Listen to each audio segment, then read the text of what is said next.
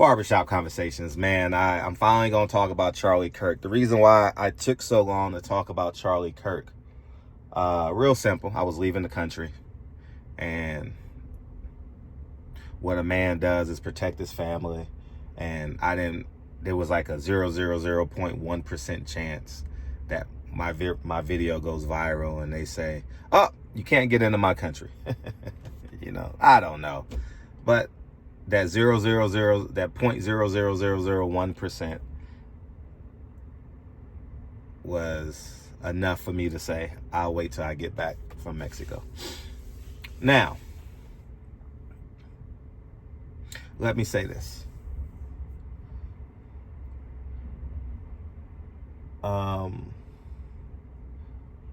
When Jesus was on the cross, the thief asked him, do something about this. I'm paraphrasing, okay? You're God. And he says, I forgive them, for they know not what they do. And he told the one thief on one side, I will prepare a place. Where I am, there you will be also. He told one of the thieves. It was two thieves, one on each side. And it also says in the Bible, we got to be more Christ-like. So when Christ was facing death himself, he said, forgive them, for they know not what they do. And for all these pro-righteous, pro-black, pro-Democrat, anti-Republican, anti-Charlie Kirk, racist, you have Satan in you. You got Satan in your blood. You got Satan in your soul. I always notice somebody's mourning. As a person that has lost an entire generation, all but two women, my grand aunt and my step grandmother, that's the last of that upper generation. So I've been to a lot of funerals. There's somebody that was really happy. I don't know who they are. And then there is me who's mourning. And on the other side, I have experienced other people that have gone on. I'll use example. If Farrakhan passes before me, I'm not going to get online and celebrate his death. I don't appreciate the man at all, but somebody is mourning. Are we clear on that? And we also got to understand, we all got to go through that portal. There's no escape. And I think the black people, I'm going to talk to the black people. I think the black people that were celebrating Charlie Kirk's death, you're unchristlike. Because Jesus was facing death.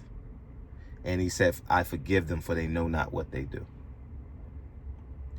See, we have grown accustomed to black culture Christians.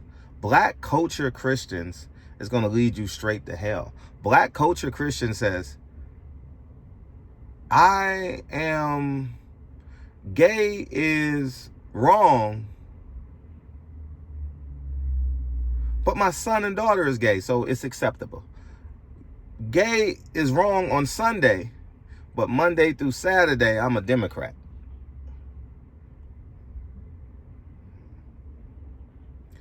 And we all are going to struggle with being more Christ-like. But the fundamentals got to be there.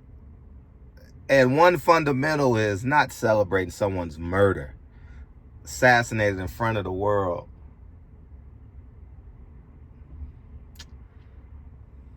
And I'm going to do a short video about, matter of fact, I'll do it now because I may not come, because my videos come far and in between now.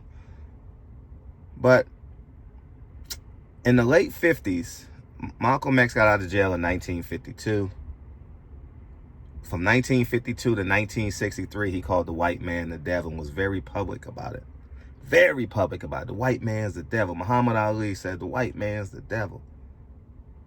The white man is not the devil. The devil is the devil. And we can be full of Satan's thoughts, the devil's thoughts. And in 1963, he became El Hajj Malik El Shabazz. And I tell you this, How many times have I said this on this platform? If the world had known El Haj Malik El Shabazz at 37, we would be pro-black, probably wouldn't exist. If El Haj Malik had to live to 190, 90 to 100, this pro-black movement wouldn't even exist. I'm telling y'all, I know so. Because he said he went to Mecca and drank from the same cup, ate from the same plates as he once called blonde-haired, blue-eyed devils. And those were the same people that helped him clear customs. If you guys read the autobiography of Malcolm X, you know. So I said all this to say it's content of character. The one thing Martin Luther King said is content of character. And this is why we got to judge him based off his own words, content of character. Now, we all got to stand for truth. Malcolm X says white people are the devils. And we celebrated it. And y'all said Charlie Kirk wasn't a statesman. Neither was Malcolm X. Neither was Martin Luther King.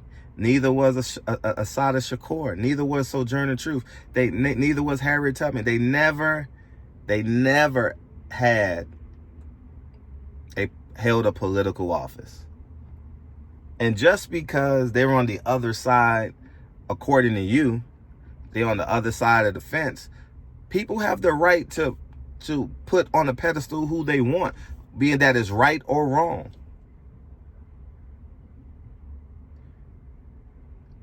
I just wish we would just have a level of a fundamental base of and this video is for Christians. This video ain't for people who don't believe in God, because if you don't believe in God, then you're not.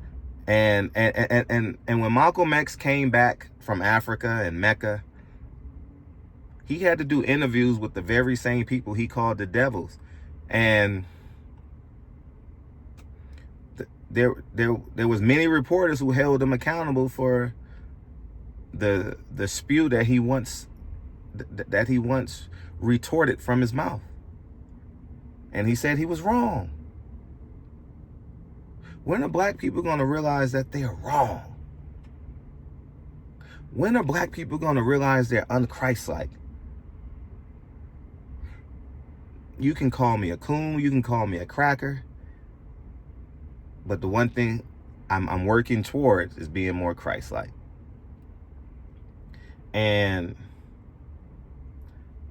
I wish y'all well on your journey. And